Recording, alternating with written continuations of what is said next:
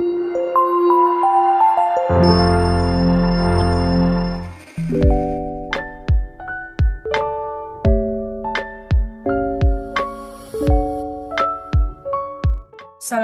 warahmatullahi wabarakatuh.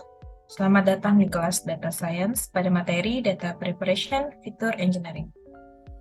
Bersama saya Diti Purnamasari, dosen Universitas Gunadari.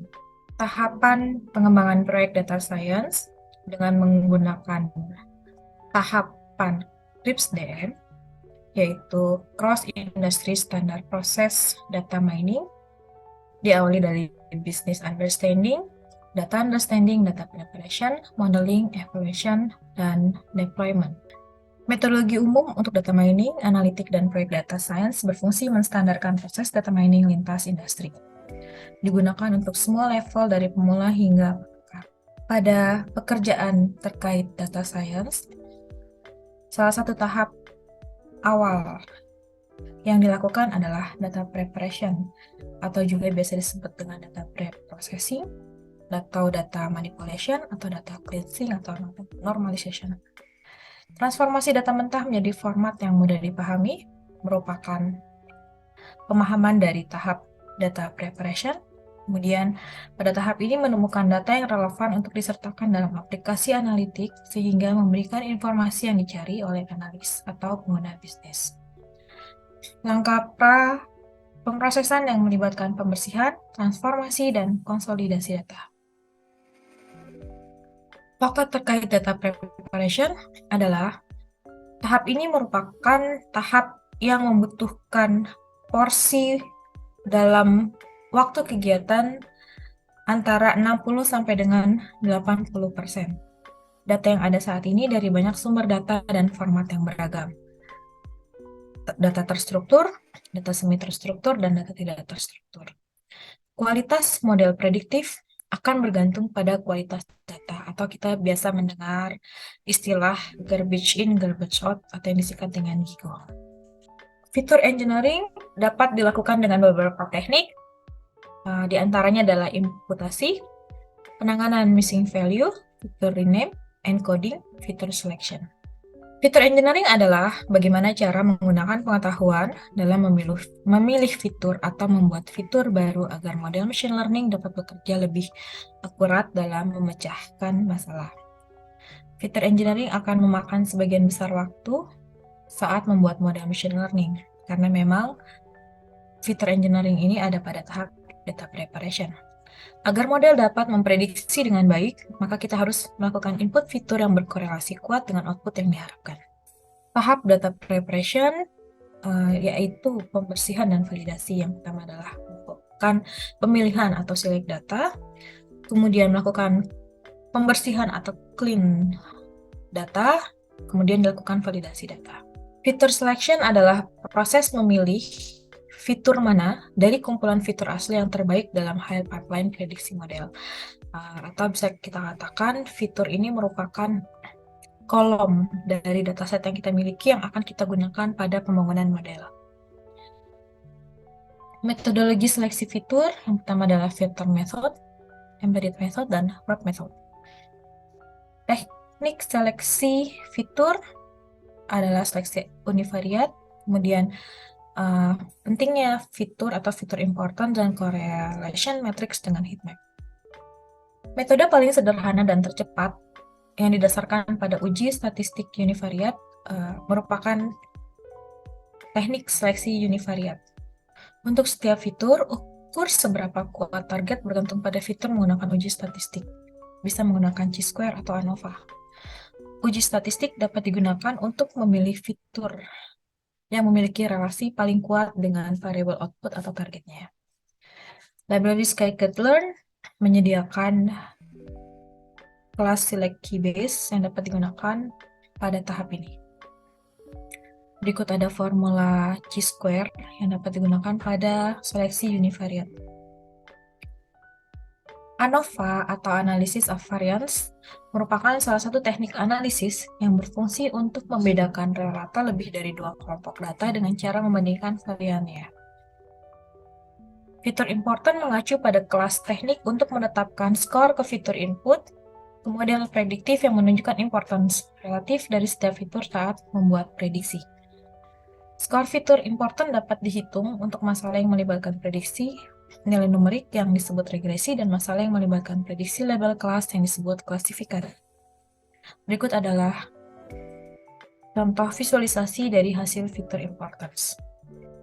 Correlation matrix dengan heat map. Kita bisa lihat pada gambar yang memiliki banyak warna merupakan visualisasi dengan heat map untuk memperlihatkan korelasi antar fitur dari suatu dataset. Korelasi bisa positif, yaitu kenaikan satu nilai fitur meningkatkan nilai variabel target atau negatif. Heatmap memudahkan untuk mengidentifikasi fitur mana yang paling terkait dengan variabel target. Kita bisa lihat pada gambar heatmap ini, ada perbedaan warna dan juga rentang nilainya semakin ke atas dengan warna yang semakin gelap memiliki relasi yang semakin kuat dari gambar ini. Kemudian kita mengenal adanya Pearson correlation adalah cara paling umum untuk mengukur korelasi linear. Pada Pearson correlation juga dapat divisualisasikan dengan menggunakan heat map. Berikut adalah tabel penjelasan korelasi Pearson. Terdapat korelasi positif jika nilainya adalah antara 0 dan 1, lalu tidak ada korelasi jika nilainya adalah 0, dan korelasi negatif jika nilainya berada di rentang nilai 0 sampai dengan min 1. Kemudian kita mengenal adanya imputasi. Imputasi merupakan penggantian nilai atau data yang hilang atau missing value, atau kita biasa melihat pada dataset kita itu adalah keterangannya NaN. Ada 3 jenis missing value, yaitu missing completely at random, disingkat dengan MCAR. Kemudian yang kedua jenis missing value-nya adalah missing at random, MAR. Ketiga adalah missing not at random, MNAR. Missing completely at random merupakan probabilitas sebuah instance yang hilang tidak bergantung pada nilai yang diketahui atau nilai yang hilang itu sendiri. Missing at random atau MAR merupakan probabilitas sebuah instance yang hilang yang mungkin bergantung pada nilai yang diketahui tetapi tidak pada nilai yang hilang itu sendiri. Untuk missing not at random merupakan probabilitas sebuah instance hilang dapat bergantung pada nilai variabel itu sendiri. Berikut adalah tahapan dan teknik imputasi. Jika tipe data variabel merupakan tipe numerik, maka dapat dilakukan imputasi min atau median. Kemudian dapat juga dipilih teknik imputasi nilai arbitrary atau nilai suka-suka. Kemudian dapat juga digunakan teknik imputasi end of tail. Jika tipe data variabelnya adalah kategorik, maka imputasi kategorik yang sering muncul dapat digunakan teknik tersebut, atau juga bisa memilih teknik tambah kategori yang hilang. Berikut adalah contoh penggunaan imputasi min atau median, yaitu mengisi nilai yang kosong dengan nilai min atau mediannya. Kemudian ini adalah contoh dari imputasi nilai suka-suka. Pada teknik ini, asumsi data tidak missing at random mudah dan cepat diterapkan untuk melengkapi dataset. Imputasi end of tail, tekniknya mirip dengan imputasi suka-suka, kemudian digunakan untuk variabel numerik. Lalu untuk imputasi frekuensi kategori atau modus, yang menjadi kelebihannya adalah cocok untuk data dengan missing at random, mudah dan cepat diterapkan, cocok untuk data yang memiliki skew, dapat digunakan dalam produksi. Berikutnya adalah imputasi random sample. Pada imputasi random sample ini, kelebihannya adalah cocok untuk data missing at random, kemudian mengganti missing value dengan nilai lainnya dalam distribusi yang sama dari variabel asli, mudah dan cepat, kemudian mempertahankan varians dari variabelnya. Kemudian kita mengenal imputasi nilai nol atau konstanta. Untuk teknik ini cocok untuk digunakan pada variabel kategorik, tetapi keterbatasannya adalah tidak memperhitungkan korelasi antar fitur dan memunculkan bias dalam data. Lalu imputasi dengan KNN, kelebihannya adalah lebih akurat daripada teknik mengisi data dengan mean atau median atau nilai most frequency-nya. Yang dapat disimpulkan dari teknik imputasi ini adalah dua kategori imputasi berdasarkan layer atau tahap, yaitu single imputation dan multiple imputation. Tidak ada cara sempurna untuk mengkompensasi missing value dalam kumpulan data, dan setiap strategi memiliki kinerja lebih baik untuk kumpulan data tertentu. Dan tipe data yang hilang tetap dapat berkinerja jauh lebih buruk pada jenis kumpulan data lainnya. Berikut adalah cara untuk mengatasi data outlier atau handling outlier. Kita bisa tahu outlier merupakan titik data yang sangat berbeda dari data lainnya. Pengamatan yang menyimpang dari pola keseluruhan pada sampel.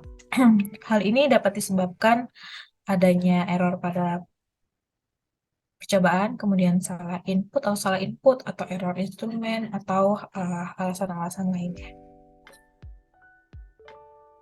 Ada handling outlier untuk jenis univariate dan multivariate, kemudian parametrik, non-parametrik, kemudian juga pada deteksi dan cari outlier dengan menggunakan visualisasi dan distribusi normal. Teknik yang dapat digunakan pada handling outlier adalah trimming, windsoring, imputation, dan teknik lainnya. Untuk melakukan deteksi outlier, dapat dilakukan dengan melakukan visualisasi box plot dan scatter plot. Bisa dilihat pada gambar yang dipanahkan pada box plot dan scatter plot. Sebagian besar titik data terletak di tengah, tetapi ada satu titik yang jauh dari pengamatan lainnya. Titik tersebutlah yang disebut dengan outlier. Kemudian berikut adalah teknik untuk trimming atau pemangkasan. Bisa menggunakan dengan truncation atau potong. Teknik ini yaitu teknik yang menghapus outlier dari dataset. Perlu memutuskan metrik untuk menentukan outlier ya. Berikut adalah contoh dari teknik handling outlier. Berikut adalah contoh hands-on ya. Kemudian dikenal discretization merupakan proses mengubah fungsi model dan variabel kontinu menjadi discrete, atau data kontinu diukur versus data kontinu dihitung. Dapat nama lainnya adalah binding. Dasar pertimbangan data kontinu memiliki derajat kebebasan yang tak terhingga. Berikut adalah jenis discretization. Untuk supervised bisa menggunakan decision tree, dan supervised dengan equal weight discretization, dan teknik lainnya. Kemudian kita mengenal binding. Kelebihannya adalah dapat diterapkan pada data kategorik dan numerik. Model lebih robust dan mencegah overfitting. Berikut adalah contoh hands-on ya. Kemudian masuk kepada scaling atau penskalaan. Hal ini memang adalah cara yang sering diabaikan oleh pemula di data science. Data numerik biasanya tidak memiliki range. Contohnya adalah usia, gaji. Tentunya range-nya berbeda. Usia memiliki rentang dari 1 sampai dengan 150. Misalkan usia maksimum makhluk hidup manusia adalah 150 tahun.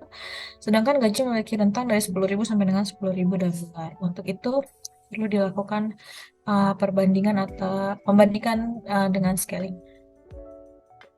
Berikut adalah contoh dari hands-on ya. Dan ini adalah formula untuk standardization dan normalization pada scaling. Kemudian scaling dengan normalization, nama lainnya adalah min-max scaling. Kemudian berikut adalah contoh dari hands-on. Demikian yang dapat saya sampaikan terkait materi pada kelas data science. Selamat mengikuti. Wassalamualaikum warahmatullahi wabarakatuh.